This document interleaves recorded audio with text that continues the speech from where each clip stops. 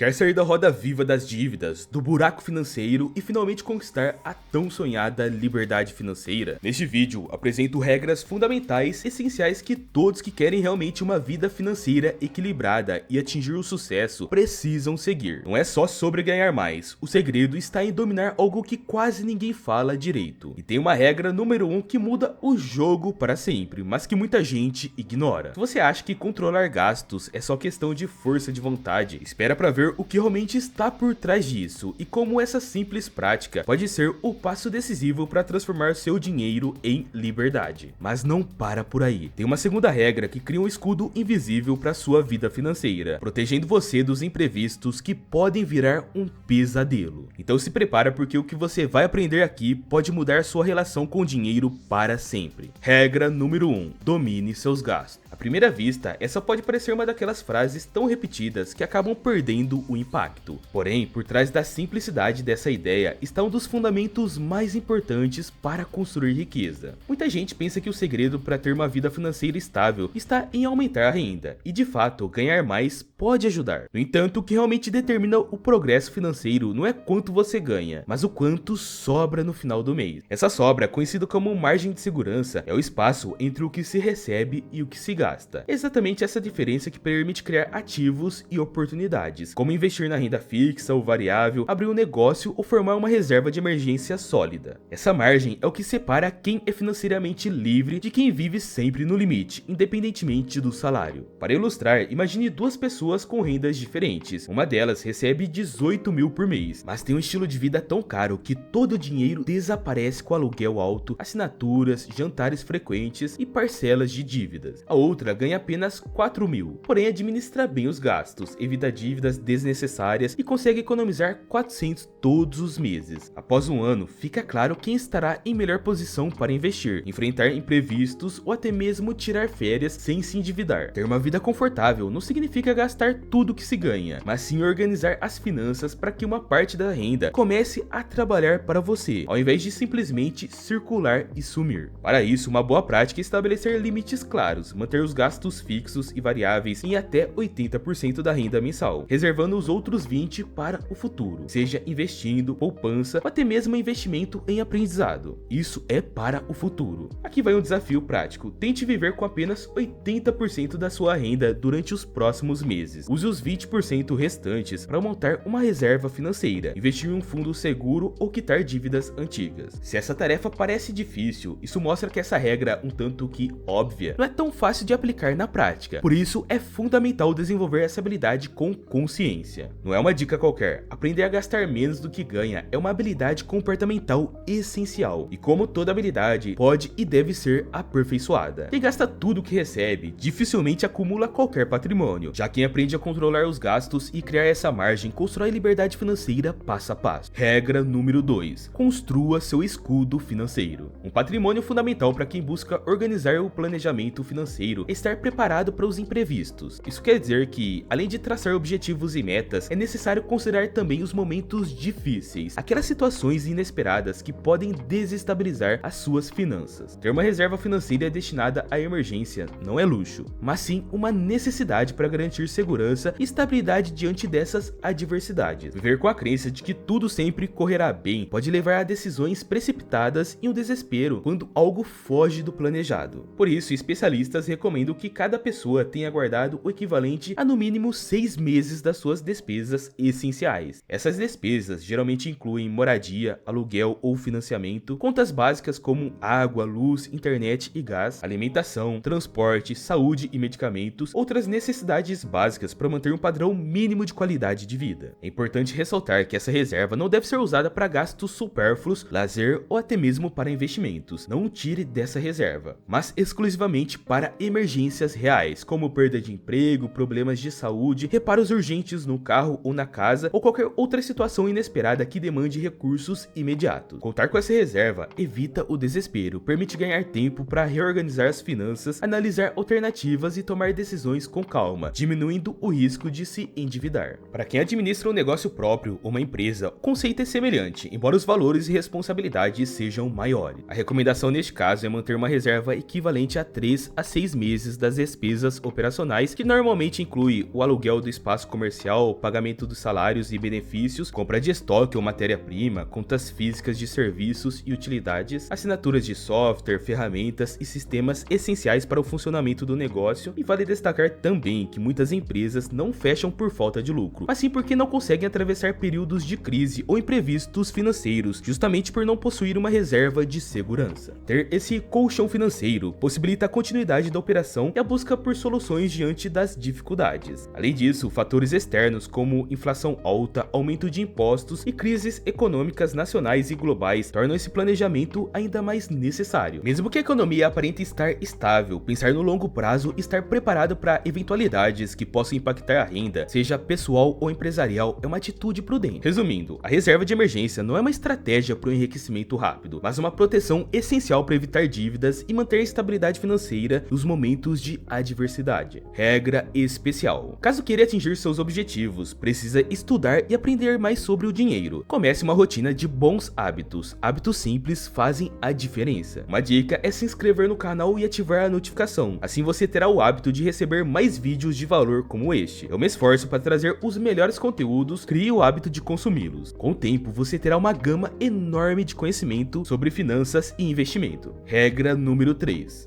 Pague-se primeiro. Muita gente entende pagar-se primeiro como apenas um ato de reservar uma parte do salário assim que ele cai na conta. Normalmente algo em torno de 10% destinado a investimentos em renda fixa ou variável. No entanto, essa regra tem um significado muito mais profundo do que simplesmente guardar dinheiro. O verdadeiro sentido de pagar-se primeiro vai além do aspecto financeiro. Trata-se de investir continuamente no ativo mais valioso que existe, o próprio indivíduo. Imagine uma situação comum: alguém que consegue um emprego com um bom salário, o qual cobre os custos de moradia, transporte, alimentação e lazer. Além disso, essa pessoa ainda consegue aplicar uma parte do dinheiro em uma corretora todos os meses. À primeira vista, tudo parece estar indo muito bem. Porém, com o passar do tempo, o custo de vida aumenta, o mercado muda e as demandas se renovam, enquanto o salário permanece o mesmo. O que antes era conforto se torna um aperto financeiro. Por quê? Porque apesar de guardar dinheiro, não houve crescimento profissional nem desenvolvimento de novas habilidades. Esse é um erro frequente: focar exclusivamente em proteger o patrimônio financeiro, mas negligenciar o próprio crescimento pessoal ou profissional. O resultado disso é a estagnação. Mesmo que o dinheiro guardado sirva como um colchão, ele não será suficiente para manter o padrão de vida por muito tempo, especialmente diante da inflação crescente e de um mercado cada vez mais competitivo. Investir em si mesmo significa adquirir novas competências, expandir a capacidade de adaptação, fortalecer o raciocínio crítico e desenvolver a inteligência emocional. É aprender a se comunicar com mais eficiência, aumentar a produtividade, tomar decisões mais claras e destacar-se em um cenário profissional que exige cada vez mais. O mundo está em constante transformação, novas tecnologias surgem, setores se reinventam, profissões desaparecem e outras emergem que não acompanham esse ritmo. Mesmo que tenha economias guardadas, corre o risco de ficar para trás. Portanto, pagar-se primeiro é criar um ciclo virtuoso que alimenta o crescimento pessoal e financeiro, dedicar tempo e recursos ao aprendizado e com essas novas habilidades gerar mais valor no mercado, usar o aumento de renda para conquistar mais tempo e mais liberdade, reinvestir esse tempo em mais aprendizado. Esse é o verdadeiro motor do progresso. Não se trata apenas de acumular dinheiro, mas de transformar-se em alguém cada vez mais capaz de criar valor. No fim das contas, o melhor investimento é aquele que o torna uma pessoa impossível de ser ignorada.